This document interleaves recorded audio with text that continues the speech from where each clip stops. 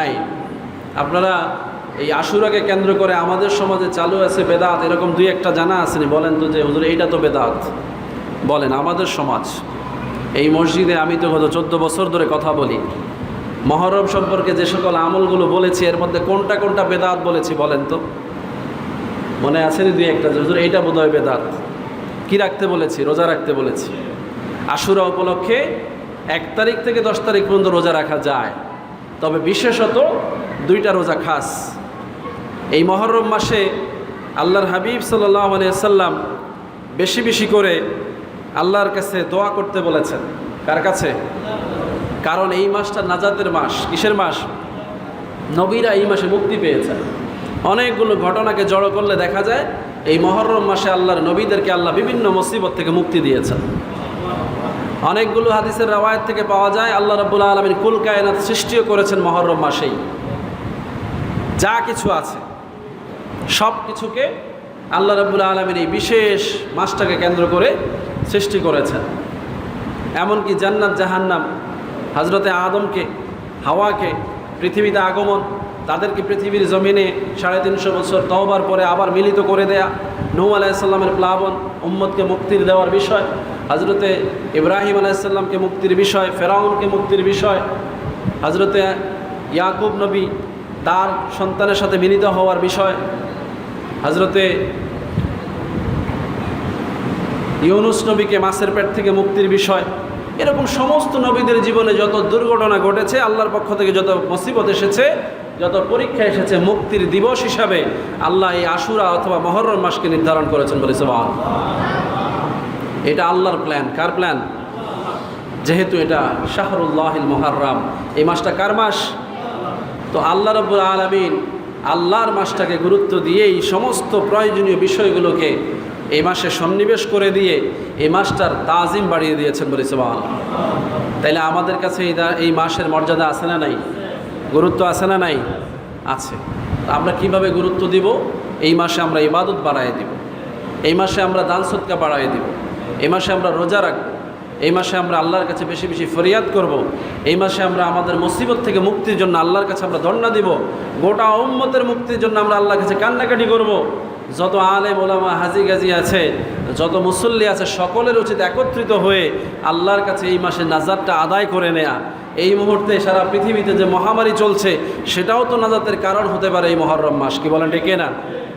এ ব্যাপারে আমাদের উদ্যোগ দরকার আছে না নাই? আপনি চিন্তা করবেন হুজুর উদ্যোগ দরকার কি? মাস আসতে বরকত হবেই। নবীরা কি তাই করেছেন? মাস আসতেছে মহরম অপেক্ষায় ছিলেন। ইউনুস নবী 40 দিন কি করলেন? মাস তো 30 দিন, 1 থেকে 10 তারিখ, তো শেষ 10 দিনে গিয়ে হয়তো মহরম মাস পাইলেন।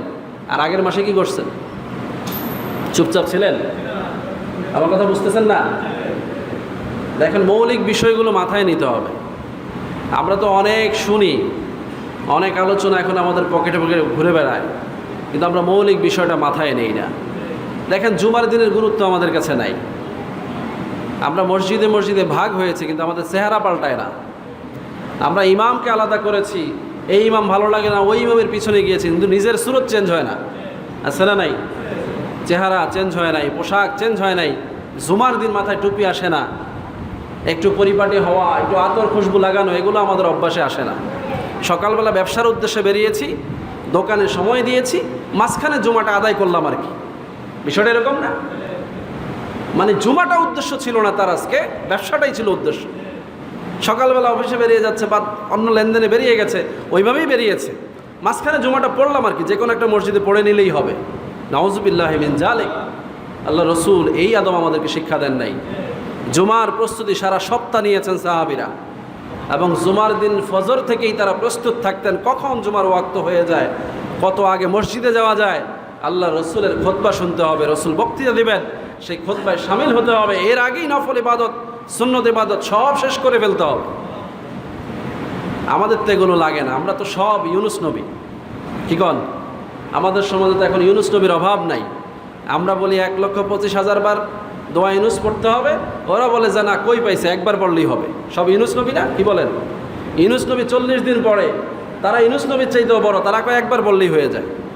আমাদের আমলের হাল তো এরকমই যে আমরা যে কোনো আমল সংক্ষেপ করে ফেলেছি, সমস্ত কিছুর মধ্যে আদব কমিয়ে দিয়েছি, ইতমিনান কমিয়ে দিয়েছি, যার কারণে আমাদের আমলগুলো আমাদের পকেটেই থেকে যাবে। এগুলো আল্লাহর দরবারে বুঝবে না, আকাশের গায়ে ঝুলতে থাকবে। কবে আল্লাহ কবুল করে আল্লাহই ভালো জানে। এই জন্য ভাইয়েরা হুঁশিয়ার হন, আপনি ভালো আছেন, আরেকজনকে ভালো রাখেন, নিজে আরেকটু ভালো হন, যাতে আপনাকে দেখে লোকেরা ভালো মনে করে। আপনি মনে করেন আমার ভিতর ভালো, আপনার এই ভালো দিয়ে কিছু আসবে যাবে না। কারণ রাসূলুল্লাহ সাল্লাল্লাহু আলাইহি সাল্লাম বলছেন, লোকটা মসজিদে যায় তুমি দেখছো, তুমি বলো যে লোকটা মুমিন।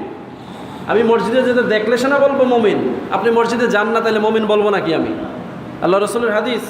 তো আপনার পোশাক আশাকে দেখে আমাকে মনে হয় না যে আপনি মুসলমান, আমি আপনাকে মুসলমান বলবো? আপনার চেহারা দেখে মনে হয় না যে আপনি হিন্দু না মুসলমান, আমি আপনাকে সালাম দিব? তা আপনি তো আমাকে বাধা দিচ্ছেন, আমার দ্বীনি ধর্মীয় কাজে আপনি বাধা দিচ্ছেন। আপনি একজন মুসলমান হয়ে আরেকজন মুসলমানের ইবাদতে বাধা দিচ্ছেন।